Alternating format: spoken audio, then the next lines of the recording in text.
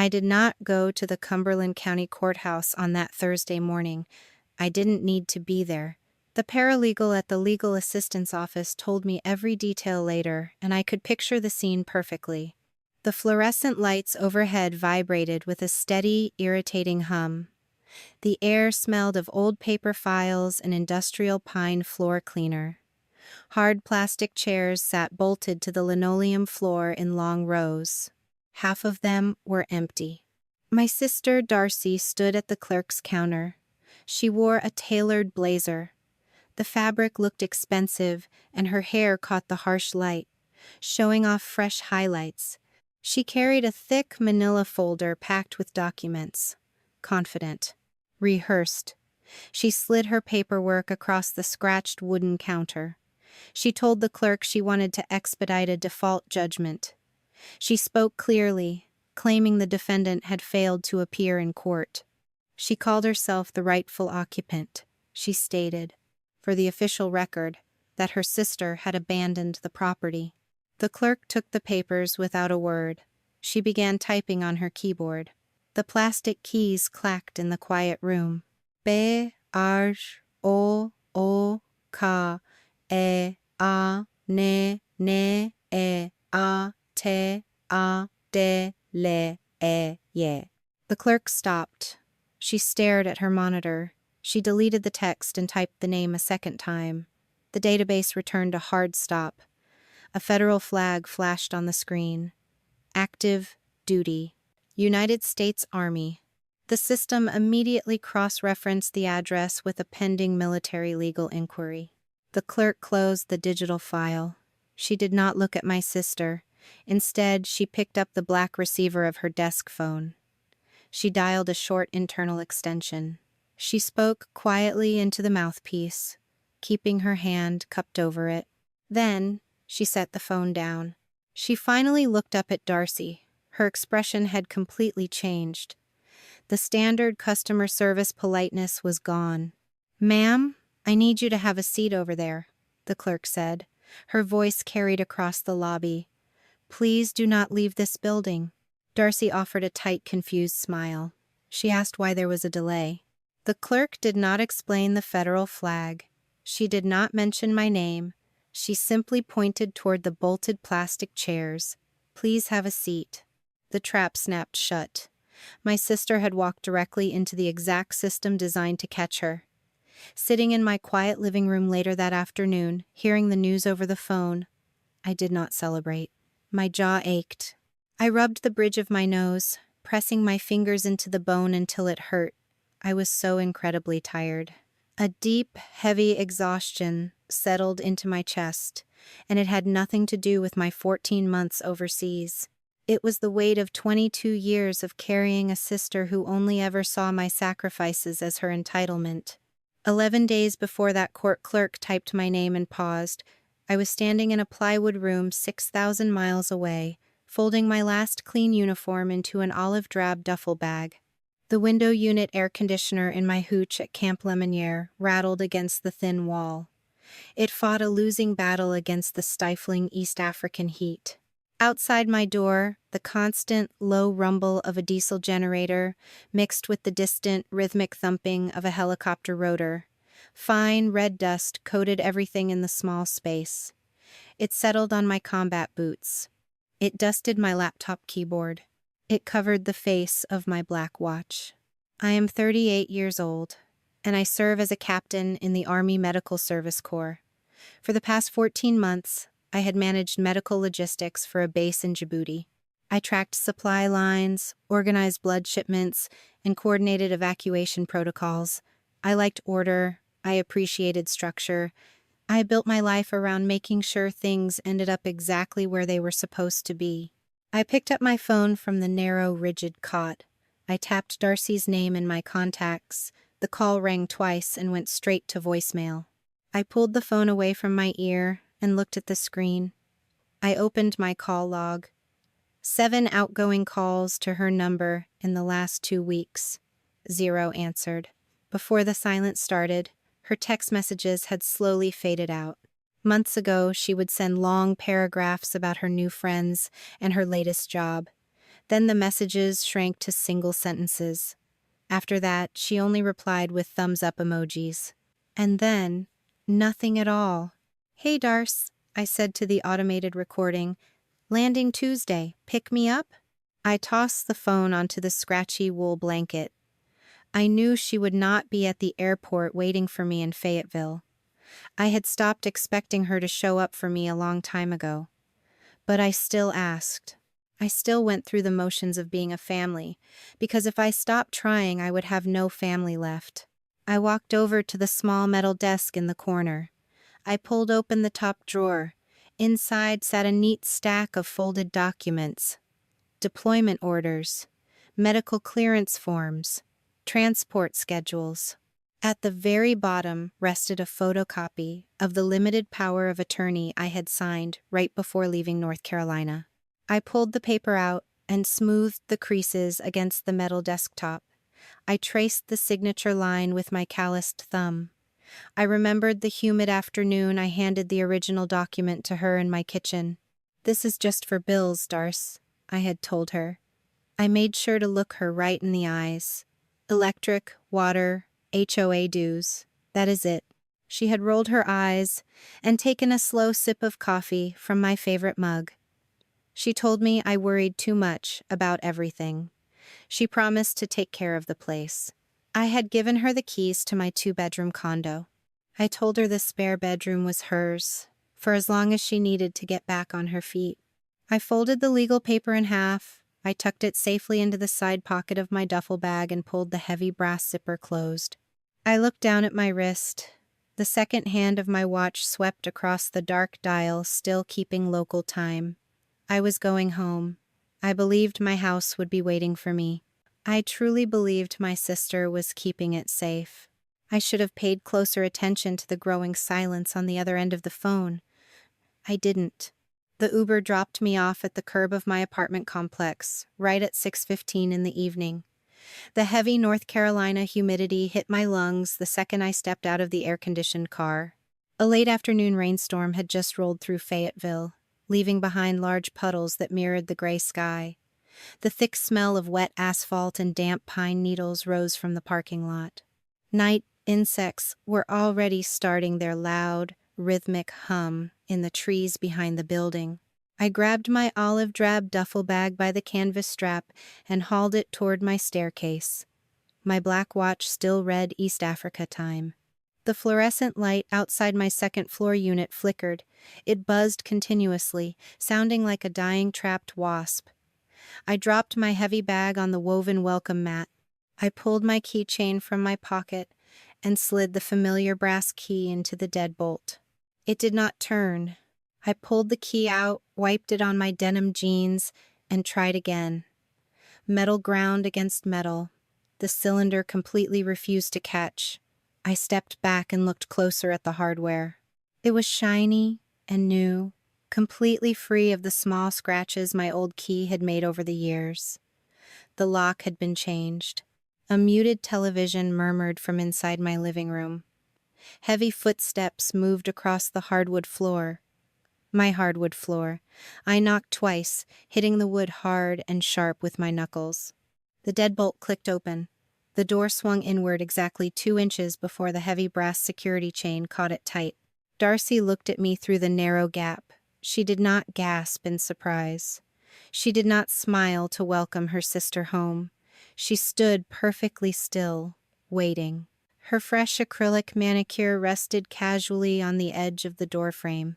She wore a silk blouse I knew she could never afford on her own salary. "Why is my lock changed?" I asked. My voice came out completely flat. "It is not your lock anymore," Darcy said. She tilted her chin up, meeting my eyes without a flinch. "Darcy, open the door." "You were gone too long, Brooke," she replied. "You cannot just show up and take things back because you feel like it." I stared at her through the dark crack. I could see my own sofa behind her, the one I had bought with my first promotion bonus. "I live here. This is my house. This place is mine now," she said. Her tone was terrifyingly calm.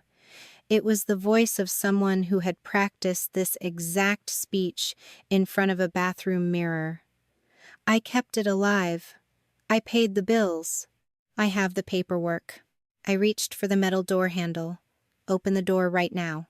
Darcy took a slow step back. The heavy wooden door slammed shut in my face. The new deadbolt slid into place with a loud, final echo that rang down the empty hallway. I stood alone under the flickering light. My duffel bag rested heavily against my combat boots. My useless key dug painfully into the palm of my hand. The door to the unit next to mine creaked open. Hank Corby stepped out onto the shared landing. He was a retired Marine Corps gunnery sergeant who had lived next door since I bought the place. We used to nod at each other in the parking lot and grab misplaced mail for one another when someone traveled. He looked at my closed door, then down at my bag, and finally up at my face. "Captain Hadley," Hank said. He kept his voice low and steady. "I have been waiting for you to come home. We need to talk." I turned to him. My chest felt tight, like someone had pulled a strap tightly across my ribs. "She changed the locks." "She did a lot more than that," Hank said. He crossed his thick arms over his chest. "I left a card under your door 4 months ago. A welcome home card. I wanted you to know someone was looking out for your property." "I never got any card," I told him. "I know," Hank replied. "She threw it in the trash." "I know, because I saw her do it from the parking lot. I took a photo of that card right before I slid it under your door. Come inside. I have a file you need to see." I did not know it yet, but the manila folder sitting on his coffee table was going to be the thread that unraveled my sister's entire life. 5 hours later, I sat on the edge of a sagging mattress in a cheap motel on Bragg Boulevard. The neon vacancy sign outside my window flashed red every 3 seconds, casting a bloody glow through the thin plastic blinds. The room smelled of old cigarette smoke and industrial bleach. My laptop sat open on my knees, the bright white screen illuminating the dark space. Hank had given me a rough overview in his kitchen, but seeing the actual digital records made my stomach turn entirely cold. I was logged into the Cumberland County Register of Deeds website. A quitclaim deed stared back at me in high resolution. It had been filed 4 months ago. The document officially transferred ownership of my 2-bedroom condo from my name directly into Darcy's name. I zoomed in on the signature line at the bottom of the page. The black ink formed the letters of my name, but the loops and angles were completely wrong. I had never signed that piece of paper. But the forged deed was only the beginning. I opened a second browser tab and pulled up a property lien search. A home equity line of credit from First Fayetteville Bank was attached to my home address, $45,000, secured by the condo I had bought with my hard-earned VA loan. The account had been opened 6 months ago. The signatory listed on the loan documents was my sister, acting formally as the attorney-in-fact. She had used the limited power of attorney one gave her for paying the water bill to take out a massive second mortgage. I closed the laptop and set it gently on the scratched wooden nightstand. The silence of the motel room pressed heavily against my ears. For 14 months, I had been coordinating medical supplies in East Africa. I slept on a rigid cot. I ate powdered eggs. I sent money home every single month to make sure my little sister was comfortable and safe while she stayed at my place. While I was doing that, she had stolen my only home and saddled it with $45,000 of debt. I picked up my phone from the bedspread. My thumb hovered over Darcy's contact name. A very old part of me wanted to call her. The part of me that had raised her since our mother walked out the door wanted to scream through the receiver. I wanted to handle this quietly inside the family, to absorb the damage and fix her mess exactly like I always did. I lowered the phone and let the screen go black. This was not a broken vase. This was not a bounce check or a skipped car payment. This was a calculated federal felony. I looked at the digital clock on the bedside table. It read 11:20 in the evening. The legal assistance office at Fort Liberty opened in 5.5 hours. I opened the clock application on my phone and set a loud alarm for 0500. I laid back on the thin motel pillows, folded my hands over my chest, and stared up at the cracked ceiling. I closed my eyes and prepared for a different kind of deployment. At exactly 8:30 the next morning, I walked through the heavy glass doors of the Fort Liberty Legal Assistance Office. The air conditioning blasted against my face, carrying the sharp scent of fresh printer toner and stale black coffee. Keyboards clattered in a steady rhythm down the long, narrow corridor. My combat boots squeaked slightly on the polished linoleum floor. I kept my posture rigid, my shoulders squared, holding a thin manila folder tightly under my left arm. Leanne Sutter did not offer me a sympathetic smile or a tissue when I sat down at her desk. I appreciated that. The paralegal had graying hair pulled back into a tight bun, and a pair of reading glasses hung from a silver chain around her neck. She possessed the quiet, focused energy of a woman who had spent 2 decades reading through thousands of pages of disaster. I slid my printed screenshots from the Register of Deeds and the copy of my limited power of attorney across her immaculate desk. Leanne picked up the documents.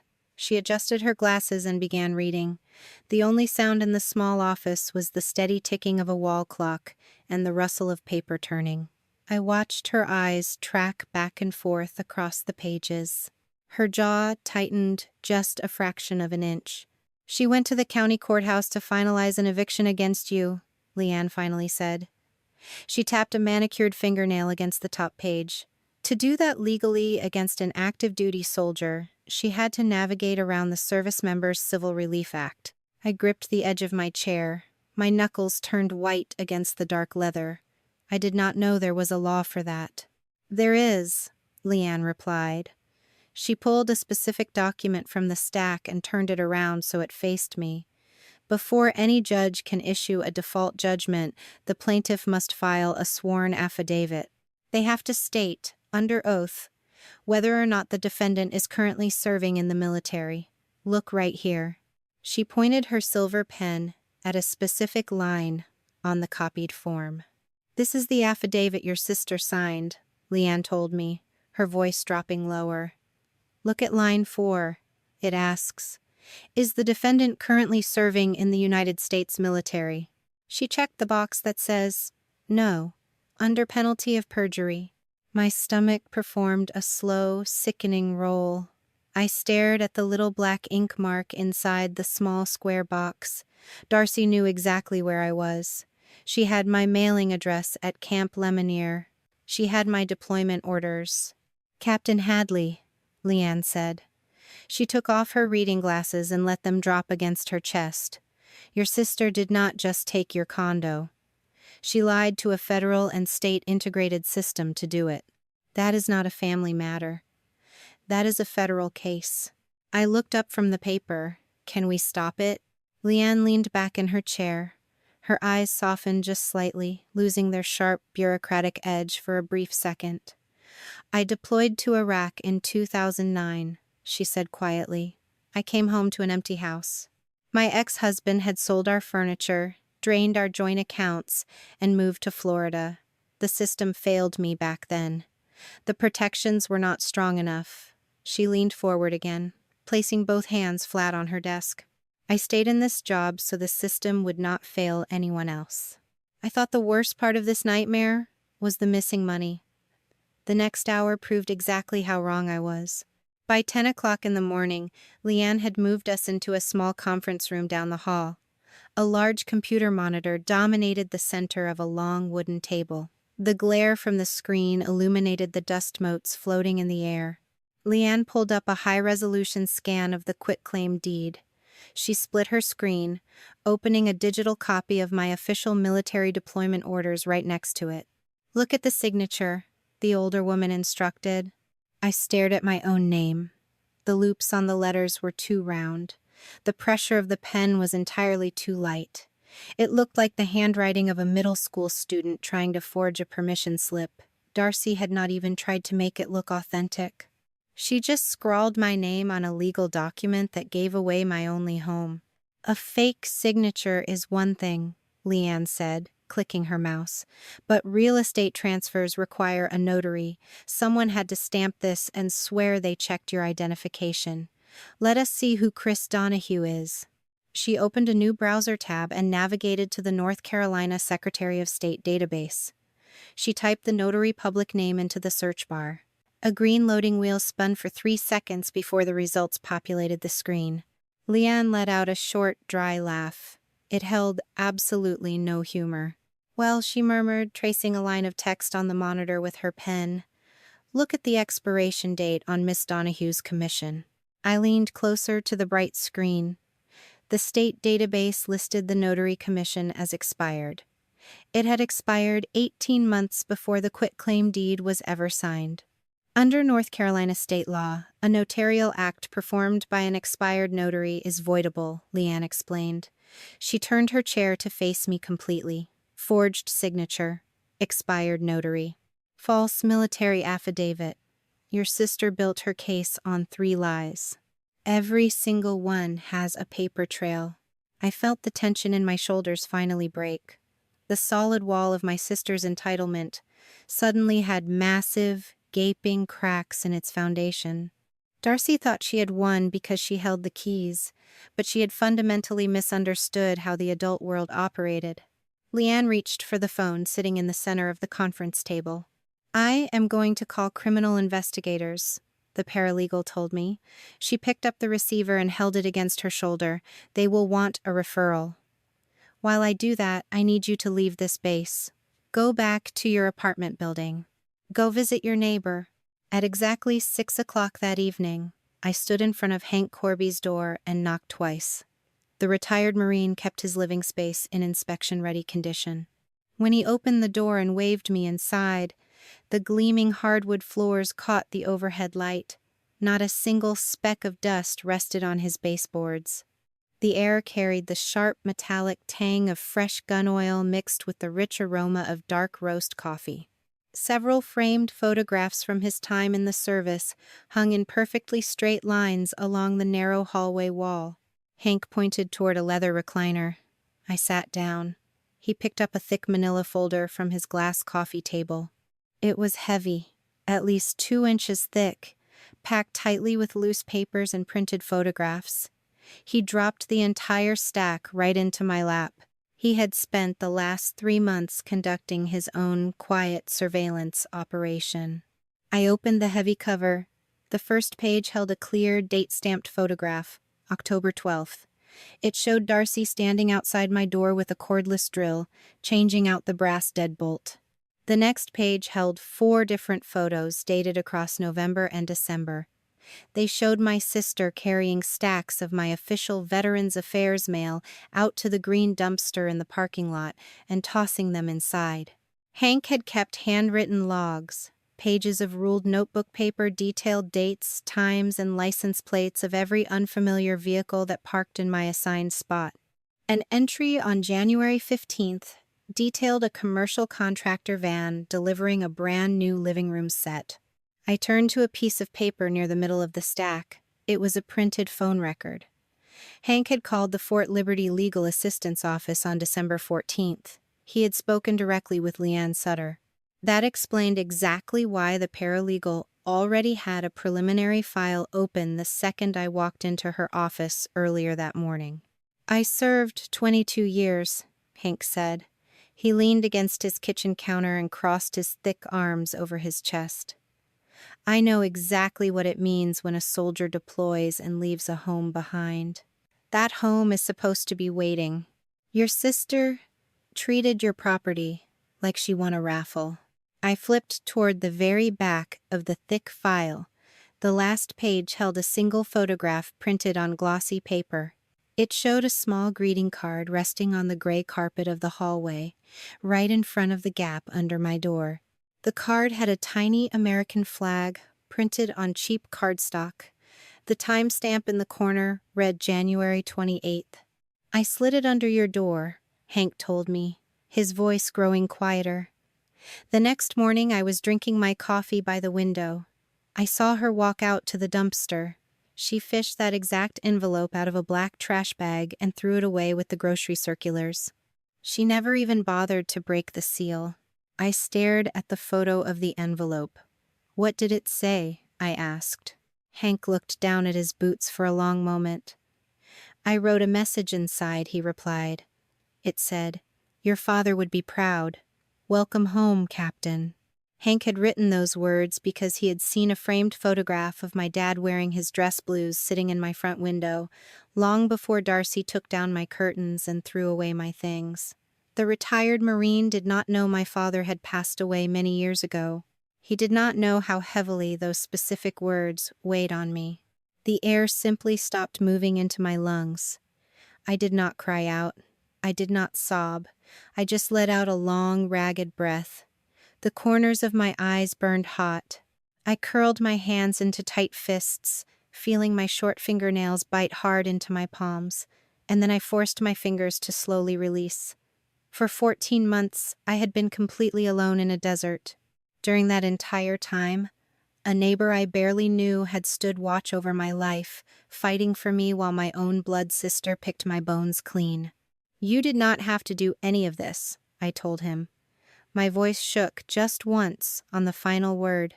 Hank stood up perfectly straight. "Yes, I did." The heavy silence in the apartment broke. My cell phone vibrated violently against my leg. I pulled the device from my pocket and looked at the glowing screen. The caller ID displayed Darcy's name. He let it ring. A moment later, the ringing stopped and a text message bubble appeared. "I know you went to the military base today," the message read. "Whatever those lawyers told you, I have my own attorney now. You are not getting this place back without a fight." I locked my phone screen and slid it back into my pocket. Darcy knew I was coming for her, and the race had officially begun. 2 days later, on Friday, at exactly 2 o'clock in the afternoon, I sat across from Leanne Sutter in the same small conference room at the Fort Liberty Legal Assistance Office. The air conditioning hummed loudly from a ceiling vent, pushing a steady stream of cold air against the back of my neck. The room smelled of bleached paper and the bitter remnants of old coffee. A thick stack of financial documents rested in the exact center of the polished wooden table. Leanne wore a dark gray suit. She held a yellow highlighter in her right hand and a silver pen in her left. She had spent the last 48 hours tearing through the forensic breakdown of the home equity line of credit.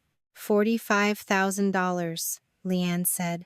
She kept her voice completely flat, devoid of any judgment or pity, withdrawn over a period of 6 months. I followed the digital trail through the interstate banking system. Your sister was not exactly hiding her tracks. She slid the first page of the bank statement across the table. A bright yellow line highlighted a series of recurring transactions. $8,200 went directly to a local car dealership, Leanne told me. She paid off 3 months of back payments on a luxury sedan lease, and then she prepaid 3 months forward.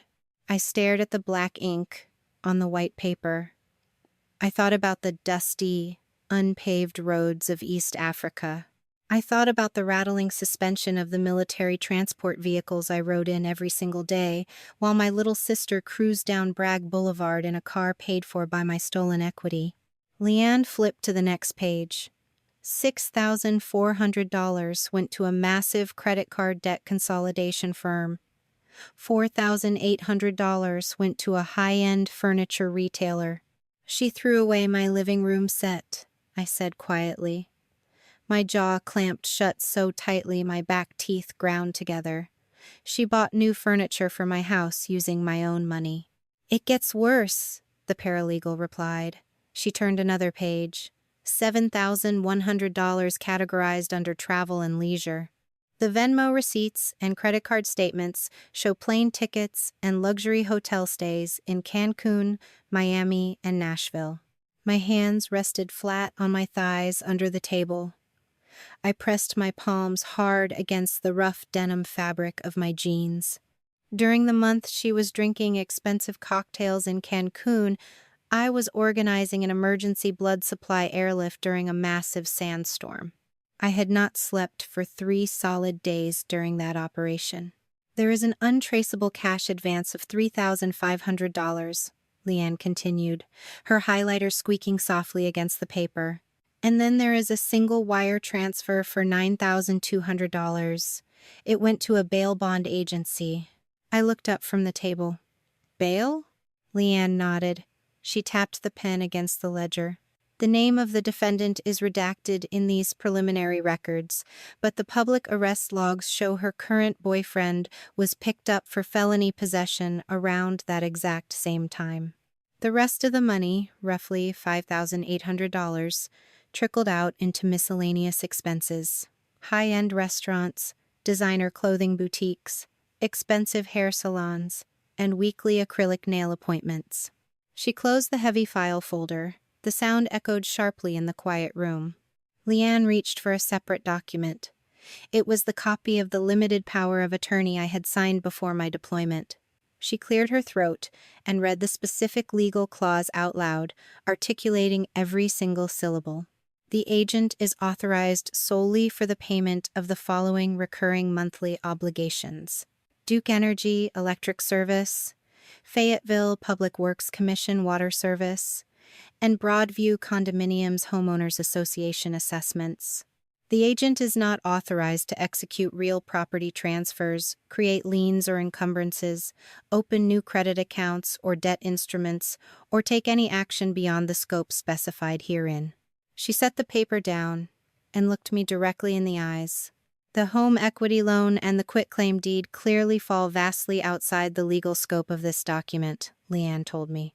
That makes the power of attorney completely void for those specific transactions. From a legal standpoint, she had zero authority to do any of this. So we have her, I said. We have her, Leanne confirmed. She gathered the papers and tapped the edges against the table to straighten them. I am filing an emergency motion this afternoon with the Cumberland County Superior Court to void the default judgment under the Service Members Civil Relief Act. Simultaneously, I am forwarding this entire packet as a formal referral to the United States Attorney for the Eastern District of North Carolina.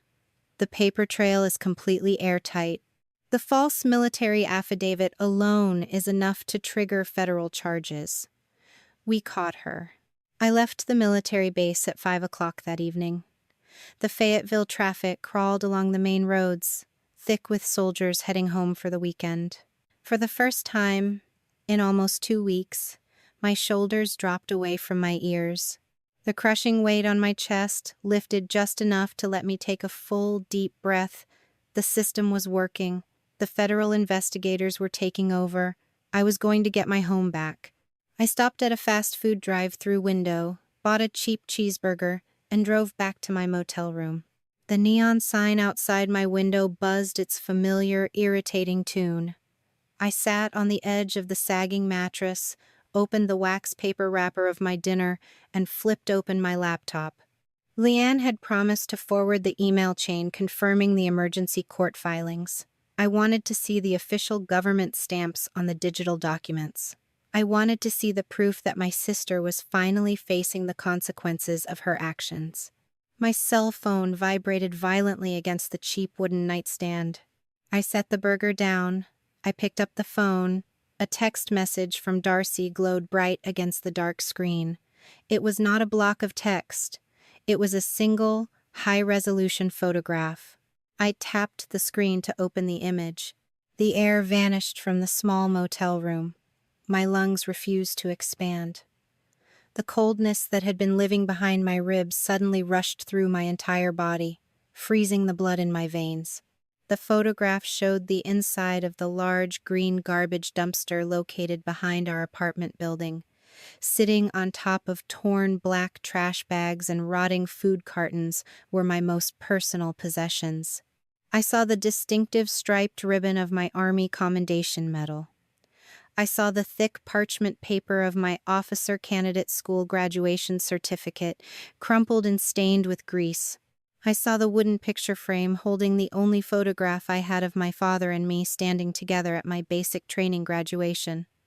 The glass covering the photo was shattered into a dozen jagged pieces.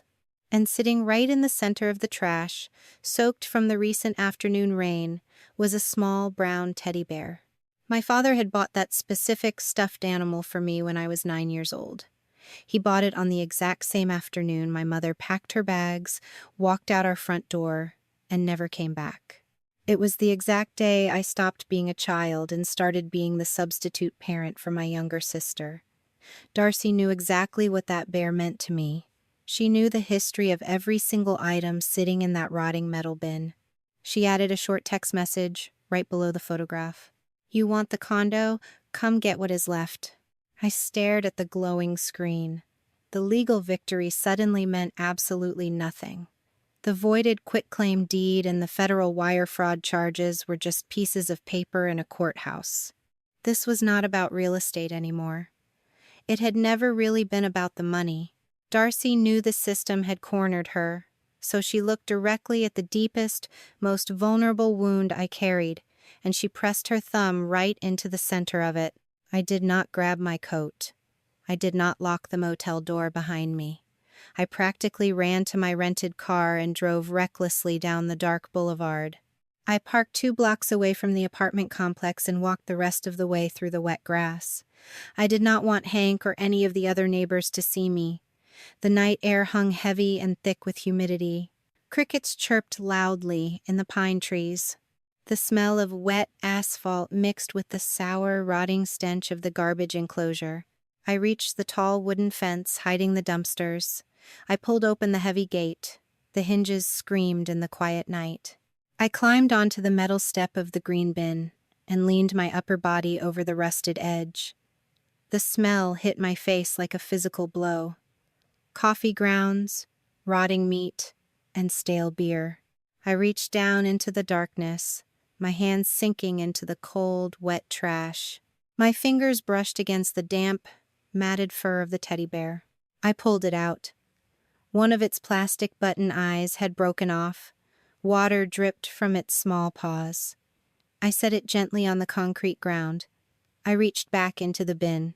I dug through the garbage until my knuckles scraped against the metal bottom. I found my commendation medal. The heavy bronze pendant was bent, the striped ribbon smeared with something dark and sticky.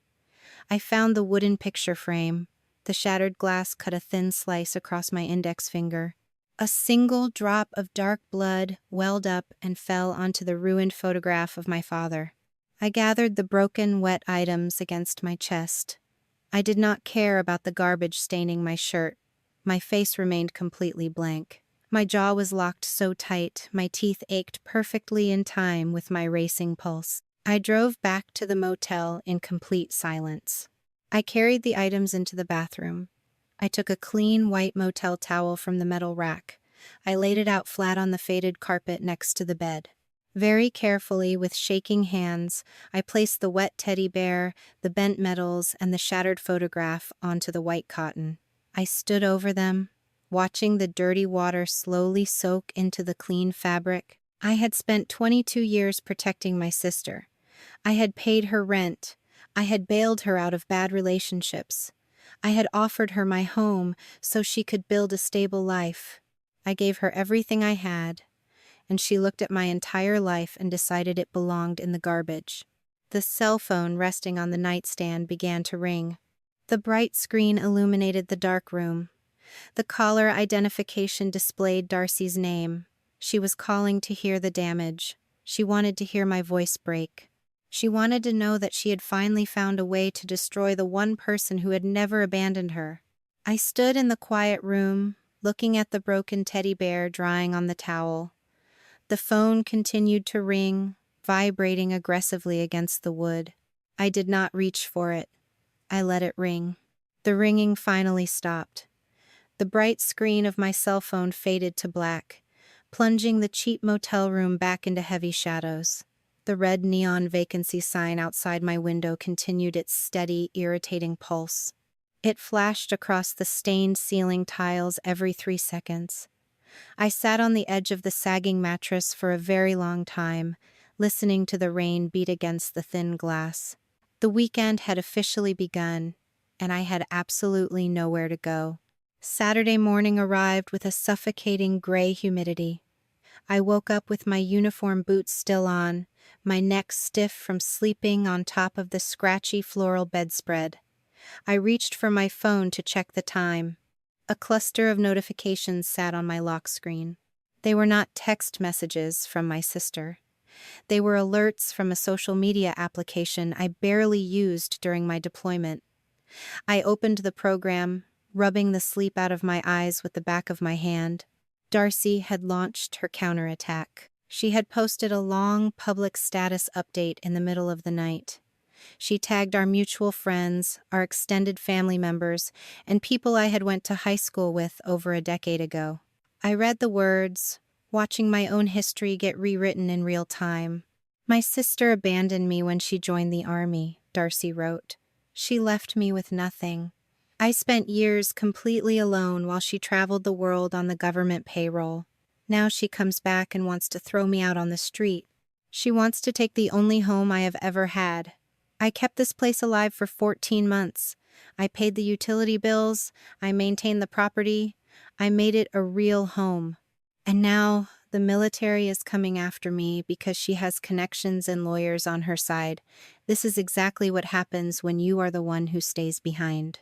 I stared at the glowing screen. My thumb hovered over the glass. I should have closed the application right then. I did not. I scrolled down to the comments section. The responses piled up by the dozens, creating a solid wall of sympathy for the girl who had just stolen my property. I saw a comment from our Aunt Martha, the woman who used to send me $10 checks for my birthday. She wrote that families should always share their blessings and that my behavior was shameful.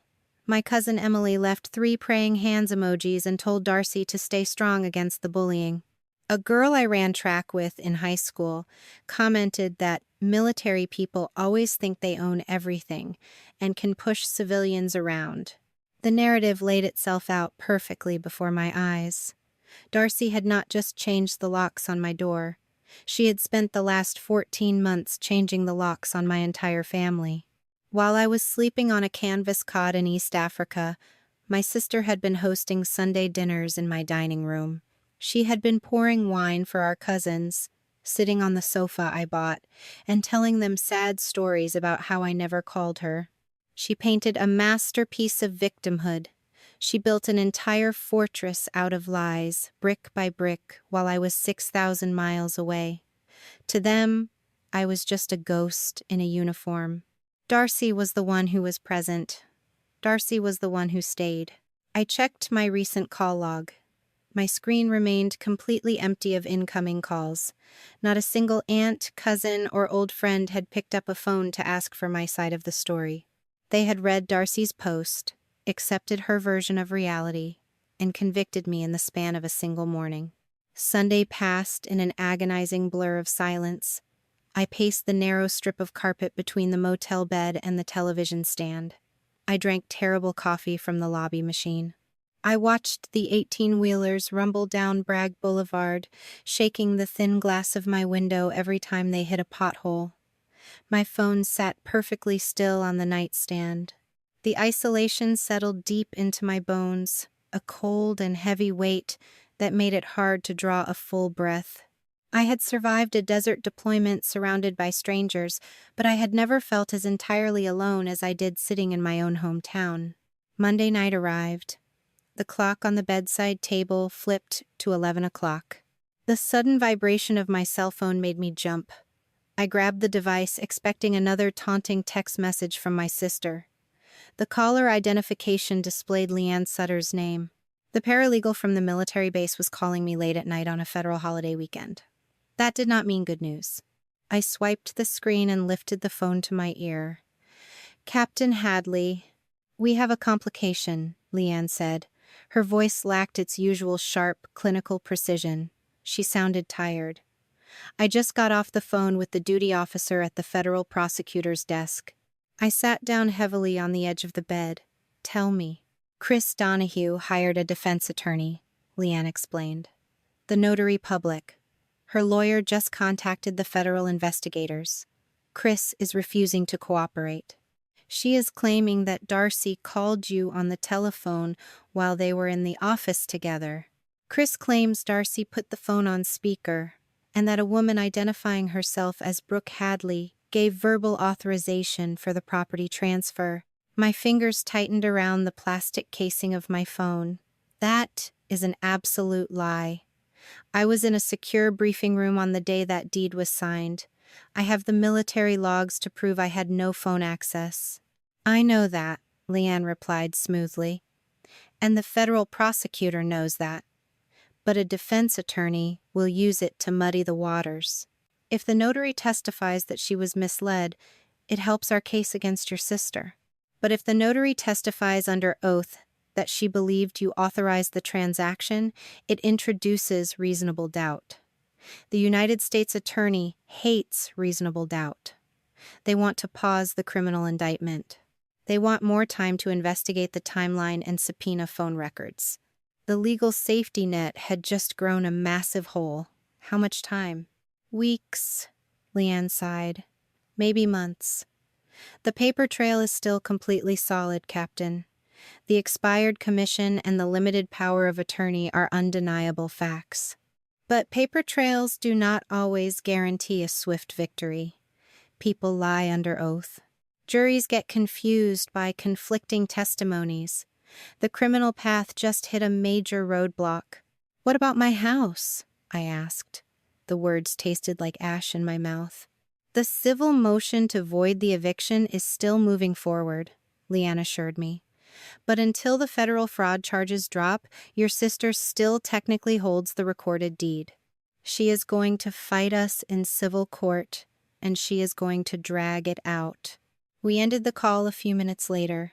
I lowered the phone and let it slip from my fingers onto the mattress. The walls of the cheap motel room seemed to press inward. The smell of bleach and overwashed cotton sheets suddenly made my stomach turn. I stood up and walked over to the small bathroom. I stopped in the doorway and looked down at the floor. The white moat still needs lay flat, needs the faded carpet. The items I had pulled from the garbage dumpster on Friday night rested on top of the cotton fabric. They were completely dry now. I knelt on the floor. I picked up the small brown teddy bear. The dirty rainwater had dried, leaving the synthetic fur stiff and matted. The missing plastic eye left a hollow, empty socket staring back at me. I set the bear down gently. I moved my hand over the bent commendation medal and the shattered wooden picture frame. I reached into my back pocket and pulled out my leather wallet. I slid my fingers into the hidden back compartment and pulled out a small, creased photograph. It was a picture of Darcy and me. I was 16 years old. Darcy was 11. We were sitting on the front porch of our childhood home, both of us offering small, hesitant smiles to the neighbor taking the picture. It was the only photograph I owned where we were both smiling during that specific year.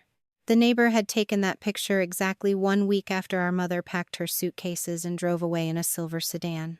I stared at my 16-year-old face. I remembered that exact afternoon with terrifying clarity. I remembered walking home from the high school track field.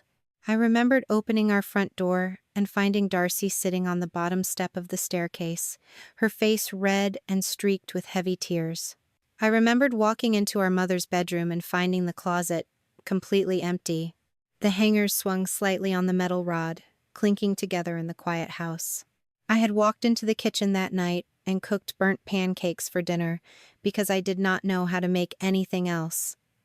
I sat across from my crying 11-year-old sister and made a silent vow.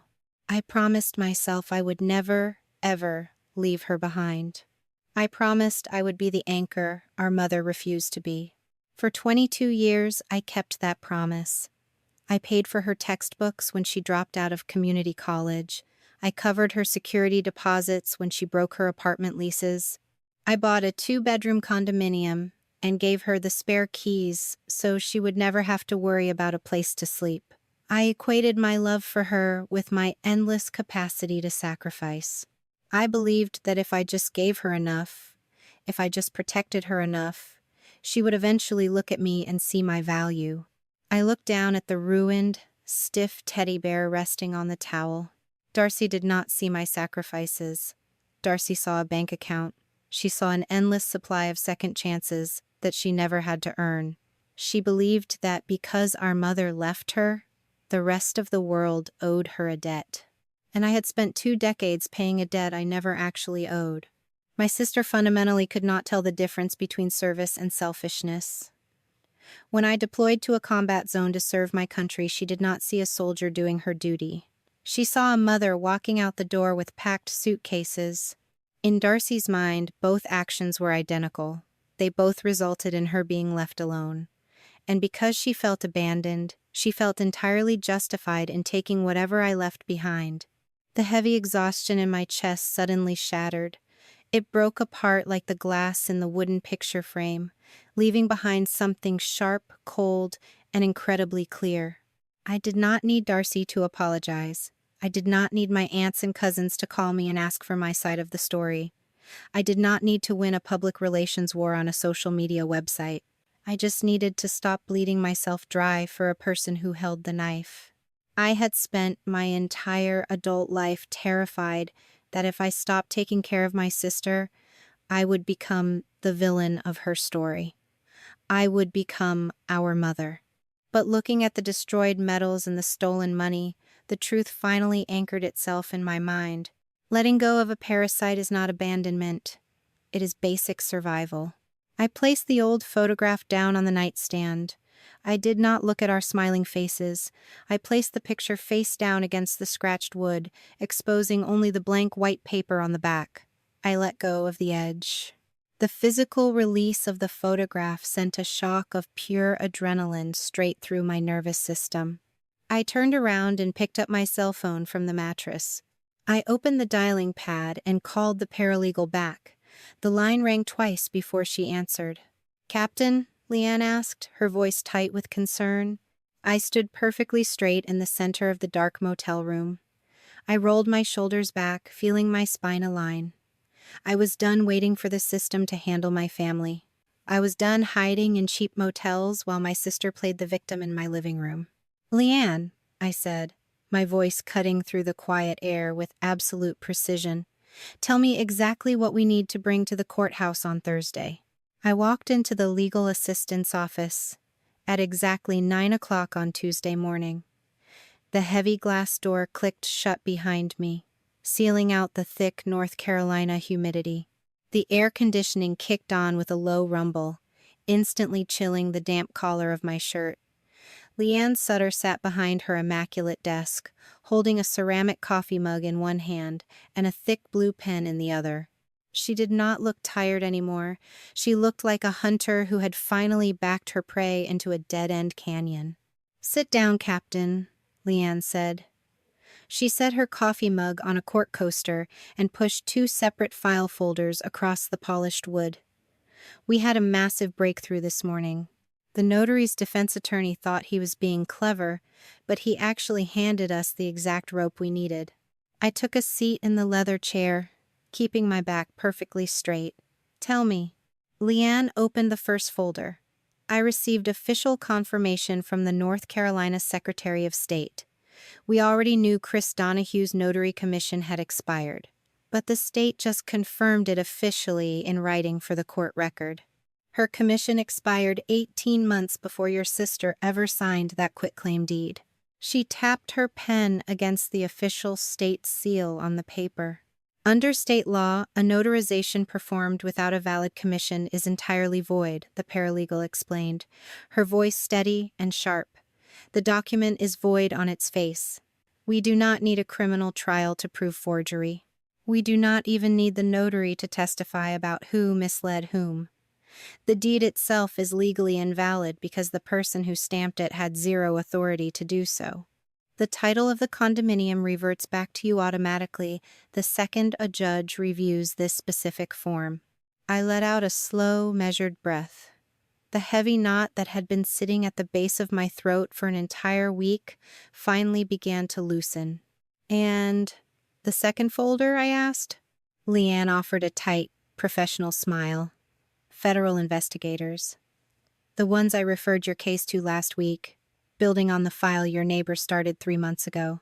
They have finished gathering their evidence.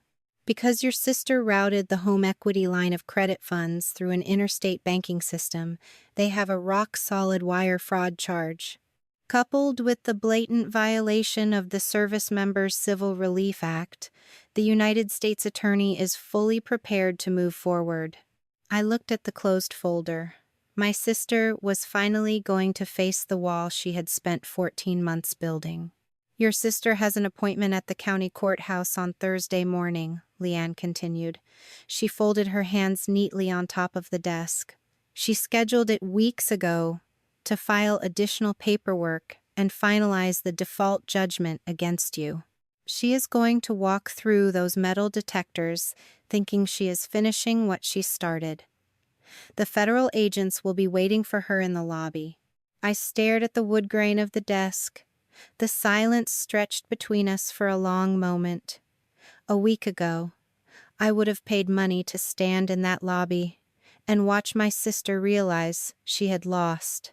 I would have wanted to see the exact moment the arrogance drained out of her face.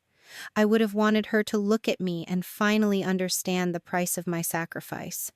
I do not want to be there when it happens, I told the paralegal quietly. Leanne paused. She tilted her head slightly. Are you absolutely sure? I am sure, I replied. I stood up from the leather chair and gathered my keys. I do not need to watch her fall.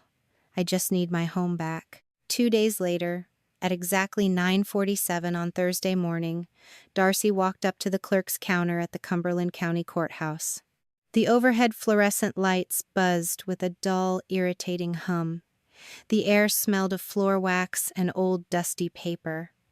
My sister wore her expensive blazer and her fresh highlights. She carried a thick manila folder packed with fraudulent documents. She approached the counter with complete confidence, sliding a motion to expedite the default judgment across the scratched wooden surface. She smiled at the clerk. She spoke politely. She was entirely ready to take the final step in stealing my life. The clerk took the paperwork and began typing on her keyboard. She entered my full name into the system. The county database immediately queried the Defense Manpower Data Center. A bright red flag populated the screen. Active duty, United States Army, Fort Liberty, Captain. The clerk stopped typing. She cross-referenced the flag with the active federal investigation filed under the jurisdiction of the Eastern District of North Carolina. Then, she pulled up the military status affidavit my sister had submitted to the court months prior. She looked at line 4. Darcy had checked the box claiming the defendant was not serving in the military. She had signed her name directly under the penalty of perjury warning. The database proved she lied. The clerk closed the digital file. She picked up her desk phone, dialed a short internal extension, and spoke quietly into the receiver. She set the phone down and looked at my sister. "Ma'am, I need you to have a seat over there," the clerk instructed, pointing toward the empty plastic chairs in the lobby. "Please do not leave this building." Darcy frowned. She asked why there was a delay. She adjusted her grip on her folder, a tiny flicker of confusion finally breaking through her rehearsed confidence. The clerk simply repeated the instruction. My sister turned around to walk toward the chairs. 2 men wearing plain, dark suits stepped out from the edges of the seating area. They had been standing near the exit doors since the moment she walked into the building, but she had been too focused on her own victory to notice them. The taller man stepped directly into Darcy's path. He reached into his jacket pocket and produced a leather wallet, flipping it open to display a gold badge. "Darcy Hadley?" the agent asked. His voice carried clearly across the quiet lobby. "Federal Bureau of Investigation, Fayetteville Resident Agency. We need to speak with you regarding a matter of federal property fraud and multiple violations of the Service Members Civil Relief Act." Darcy stared at the gold shield. Her mouth opened, but no sound came out. She looked back at the clerk, then over at the heavy glass exit doors. "We have a time-stamped photograph from your neighbor," the second agent stated, stepping closer to block her view of the doors. It clearly shows you holding a military welcome home card before throwing it in the trash. You were entirely aware the property owner was an active duty service member, and you deliberately proceeded with a fraudulent transfer anyway. Darcy took a shaky step backward. Her expensive leather purse slipped off her shoulder, dangling uselessly from her elbow. Furthermore, the first agent continued, his tone entirely conversational and absolutely lethal. The power of attorney your sister signed explicitly prohibits real property transfers and the creation of new debt instruments. Every single transaction you conducted under that document is legally void. The agent gestured toward the counter behind her. And that military status affidavit you just tried to finalize with the court? The agent shook his head slightly. The defendant is an active duty Army captain. She has been serving for 16 years. That document constitutes federal perjury. The heavy manila folder slipped from my sister's hands. It hit the linoleum floor with a loud, flat smack. The papers she had carefully organized to destroy my life spilled out around her expensive shoes, resting uselessly under the humming fluorescent lights. Her knees visibly trembled. The fortress of entitlement she had built over 14 months completely collapsed in the span of 60 seconds. Darcy stared at the scattered papers. Her voice came out as a desperate, barely audible whisper. "Brooke." But I was not there. I was sitting in my rented car on the other side of the city, watching the traffic light turn green, finally moving forward. 3 weeks passed, and the legal machinery moved with a cold, absolute precision. The county court formally voided the default eviction judgment under the protections of the Service Members Civil Relief Act. The quitclaim deed was declared legally dead on arrival due to the expired notary commission and the blatant forgery. The title of the condominium reverted completely back into my name.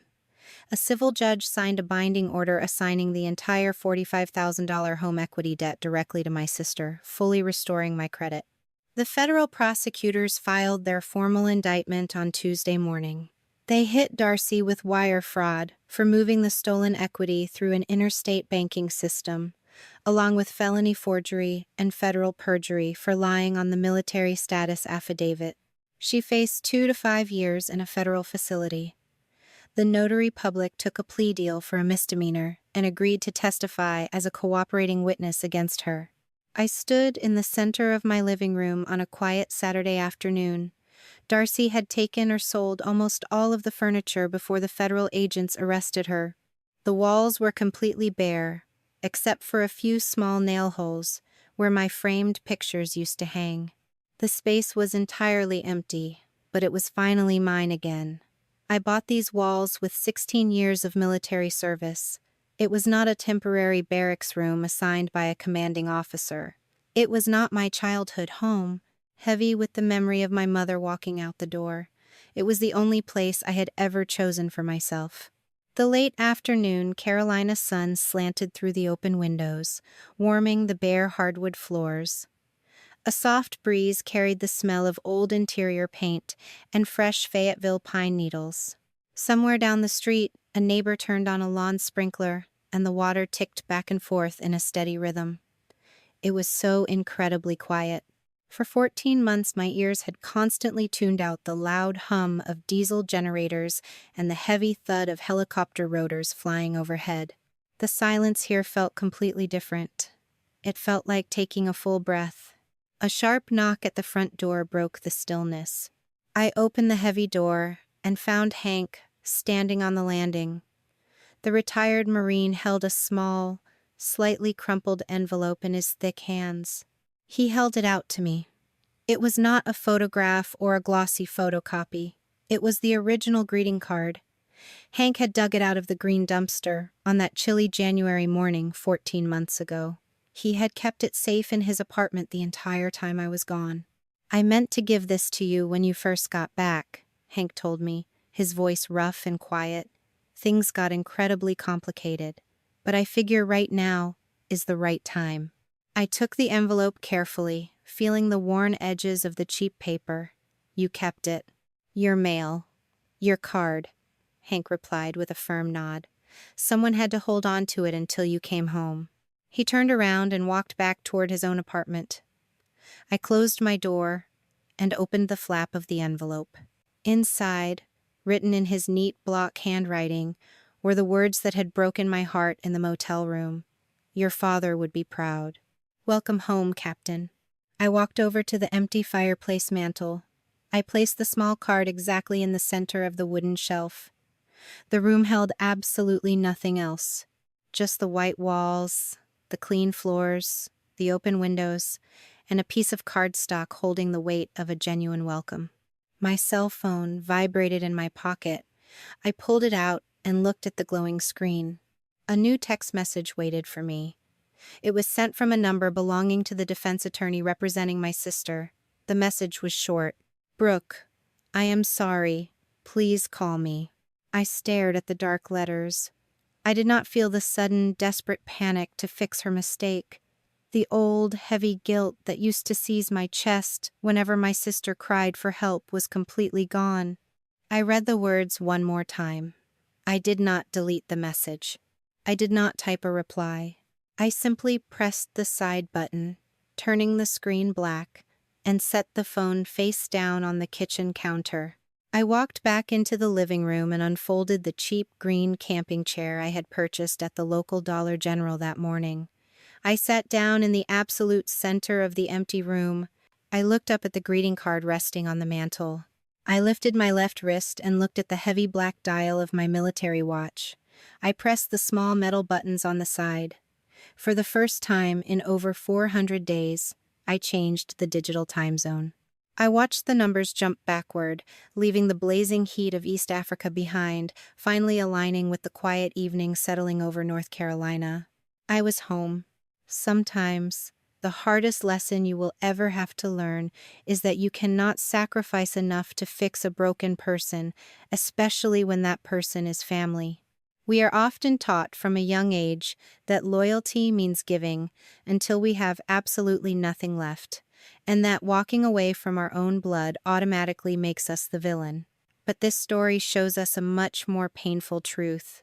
When someone equates your love with an endless supply of second chances they never have to earn, your sacrifices quickly become their entitlement. Enabling toxic behavior does not heal them. It only destroys you. True strength is not found in carrying a heavy burden that was never yours to bear in the first place. It is found in the courage to finally set the suitcase down. You are allowed to protect your peace. You are allowed to stop paying an emotional debt you never actually owed, and you are allowed to build a life with locked doors. Have you ever had to draw a hard line with a family member who only knew how to take?